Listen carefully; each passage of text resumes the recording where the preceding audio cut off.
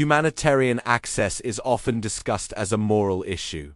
In modern war, it is also a logistical, military, and political system. In Gaza, aid deliveries exist within formal international frameworks, but function unevenly in practice. This video examines how humanitarian access is designed to work, where it breaks down, and how control over access shapes civilian outcomes. Humanitarian assistance does not move automatically. Every delivery depends on permissions, infrastructure, security assessments, and coordination between civilian and military actors.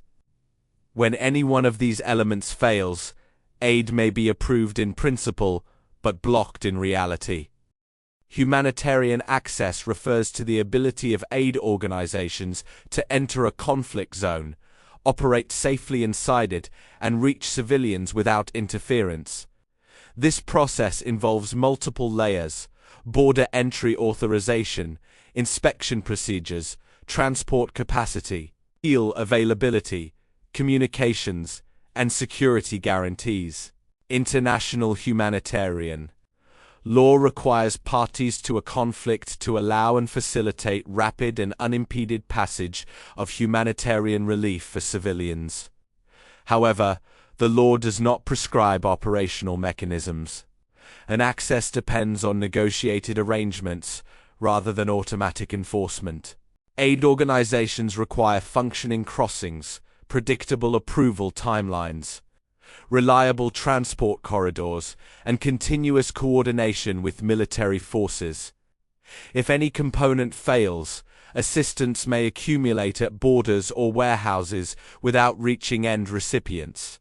Access into Gaza is shaped by control over land crossings, airspace, and maritime approaches.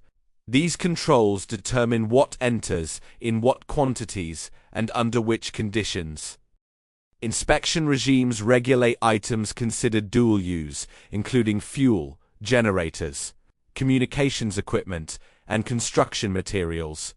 Inside Gaza, internal movement is constrained by infrastructure damage, unexploded ordnance, fuel shortages, and active hostilities. Roads may be passable on maps, but unusable in practice.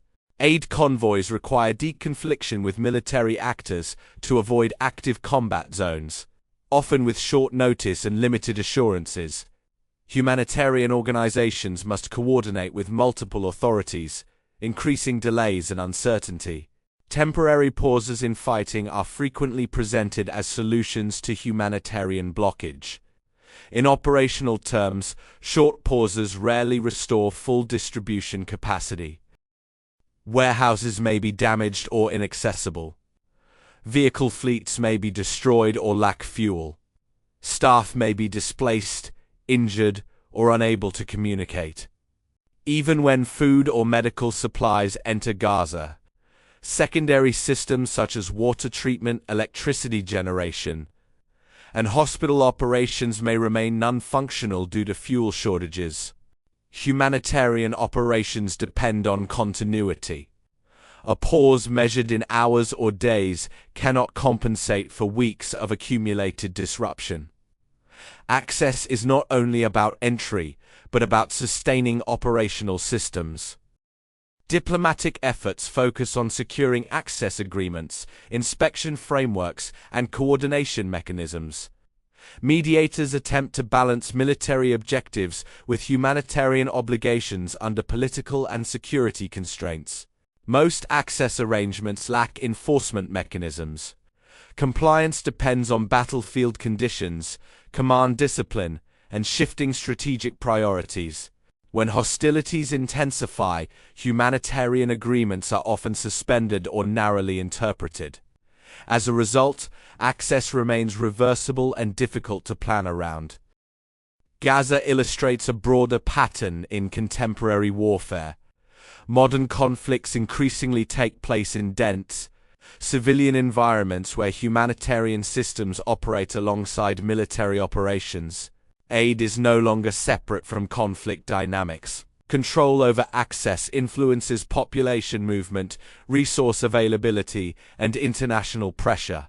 Understanding how humanitarian access fails helps explain why civilian suffering can persist even when assistance is formally authorized and internationally supported. This video examined humanitarian access in modern warfare. For a broader overview of current global developments, watch the In Global Brief, The World in 3 Minutes.